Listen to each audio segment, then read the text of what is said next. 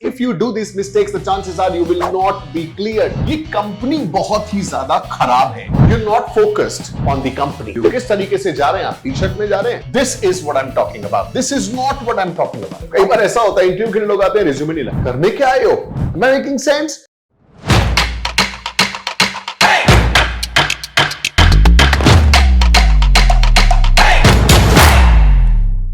Top 5 interview mistakes. अगर आप एक इंटरव्यू के लिए अपेयर करने जा रहे हैं तो जो मैं 5 गलतियां बताने वाला हूं, इन्हें मत करिएगा. Because if you do this mistakes, the chances are you will not be cleared, you will not be hired. So ये कौन सी 5 गलतियां हैं? गलतियां बहुत सारी हो सकती है, but I'm going to be covering top 5 interview mistakes in this video.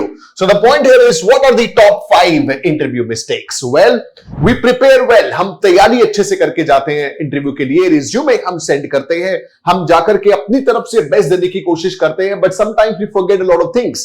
Now that's exactly what I want to share with you in this video. So let's jump in. The first thing that the mistake that people make when they're appearing for an interview is this. The mistake that they make is that they talk negatively about the previous company. ये सबसे बड़ी mistake है दोस्तों. अगर आप किसी interview में appear हो रहे हैं, you're not supposed to talk negatively about your previous company. सामने वाला आपसे पूछता है, why are you looking for a change?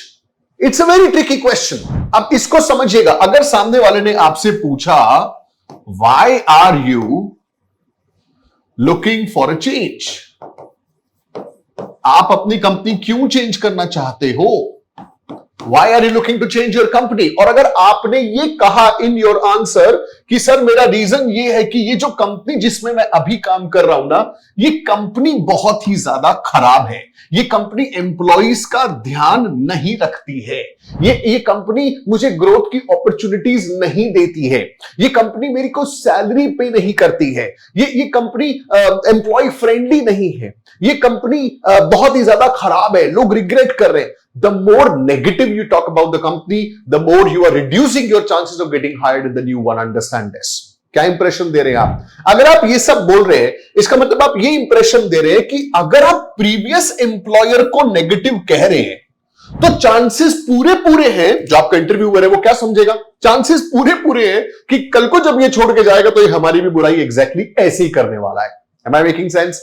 तो ऐसा तो कोई पसंद नहीं करेगा. So the one of the biggest mistake that a lot of potential candidates make is that they talk negatively about the previous company. You're not supposed to do it. अगर आपसे पूछा गया, why are you looking for a change? You have to talk positively. You got to say, I've learned a lot in my previous role. The company is amazing and I would never want to leave them.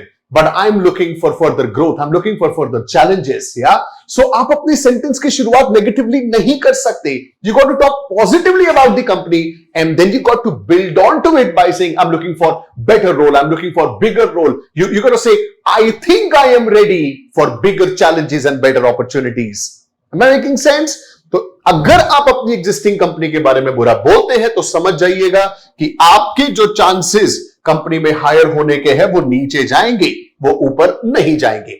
So that was the mistake number 1. अब बात करते हैं दूसरी mistake की. The second important point that I want to mention in this video कि किस वजह से लोग हायर नहीं होते मोस्टली इंटरव्यूज के अंदर, वो रीजन ये है कि आप इस चीज पर फोकस नहीं हो कि आप उस ऑर्गेनाइजेशन के लिए क्या कर सकते हो. आप सिर्फ एक चीज पर फोकस हो, और फोकस क्या है?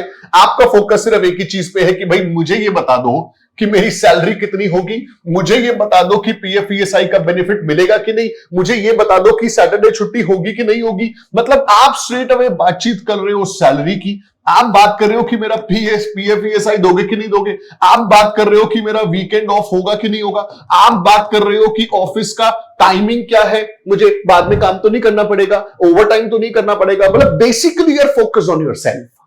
You are not focused on the company. You're not focused on the new role. You're not focused on what you can bring on the table. You are self-centered. The more you talk about your salaries, the more you talk about your own benefits, initially, ध्यान से सुनिएगा, ये important है.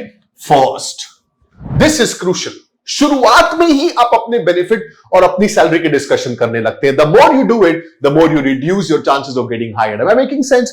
भाई सामने वाला आपका interview ले रहा है, आप एक जॉब के लिए आए हो. Talk about what you can do, talk about what you have done, talk about how you can add value.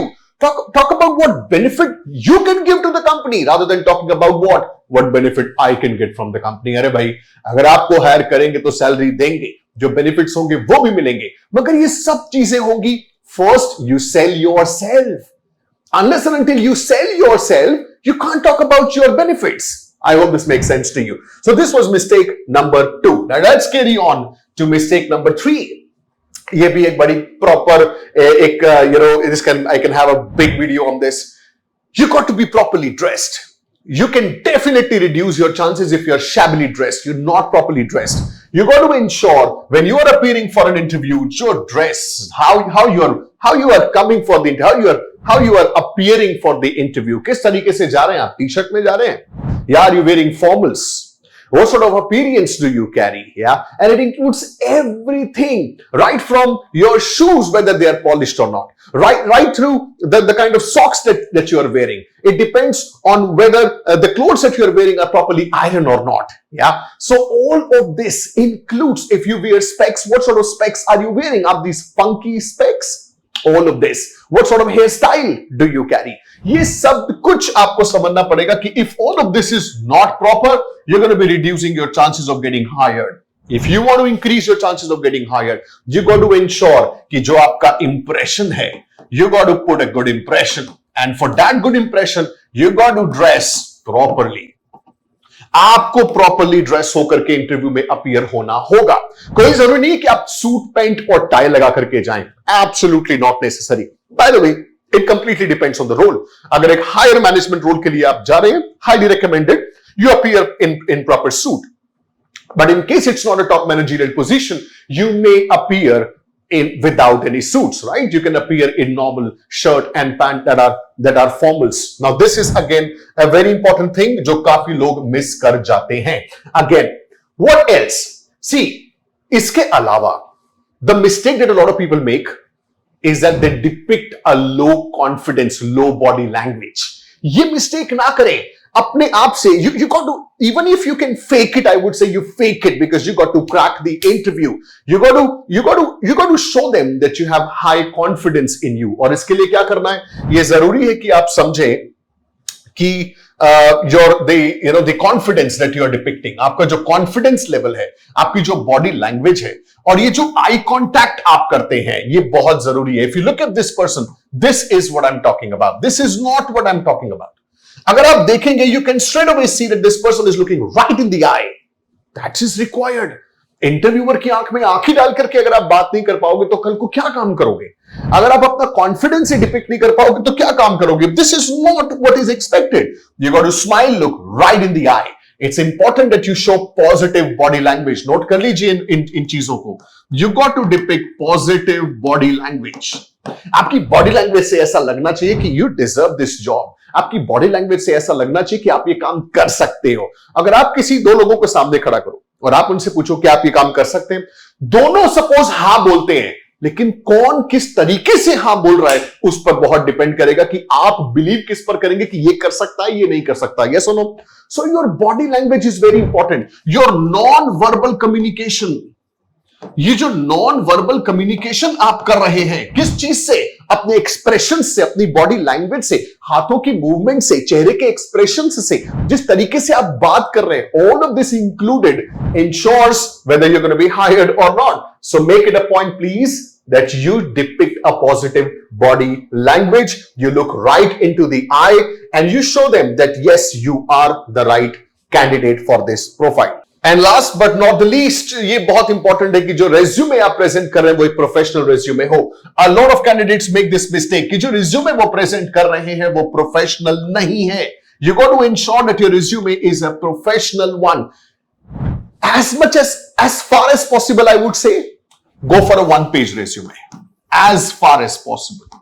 अगर आपका रेज्यूमे एक one-page resume है, आपको पूरा का पूरा ब्यौरा नहीं देना अपनी पूरी जिंदगी का अपने रेज्यूमे में. You have to highlight. Resume highlights है. So आपके हाइलाइट्स अगर इस तरीके से एक पेज में समा जाते हैं, it's going to be absolutely fantastic. So what I recommend is अपने रेज्यूमे में से ये अनप्रोफेशनल का अन हटा दो और प्रेजेंट करो एक प्रोफेशनल रेज्यूमे. प्रोफेशनल रेज्यूमे होना चाहिए preferably your picture. preferably all the basics, easy to read, easy to understand, grammatically correct, one page resume. अगर आप वो सब कवर करते हैं तो chances are that you will put a very good first impression. सबसे पहली चीज वो क्या देखेगा? आपका रिज्यूमे. तो इसका मतलब जो आपका फर्स्ट इंप्रेशन है, वो फर्स्ट इंप्रेशन क्या होगा? वो फर्स्ट इंप्रेशन होगा कि this person is professional. A lot of candidates appear, कई बार ऐसा होता है इंटरव्यू के लिए लोग आते हैं, रिज्यूमे नहीं लाए. करने क्या आए हो? और रिज्यूमे लाए हो तो वो रिज्यूमे नहीं, वो बुकलेट है. There are multiple pages in it. What is happening? I don't have time to read all of this. Are you getting me? So you have to make the interviewer's life easy. उसके बाद आपका जो resume है, it should stand out from all the other resumes. You have to ensure कि जो paper quality भी आप use कर रहे हो वो भी कम से कम अच्छी हो. या आप और अगर हो सके तो अपने रिज्यूमे को not just black and white, make it a colourful resume. कुछ एक आधा कलर आप उस पर यूज कर सकते हैं, maybe two, not more than two colours आप उसमें यूज कर सकते हैं. It would help your resume stand out.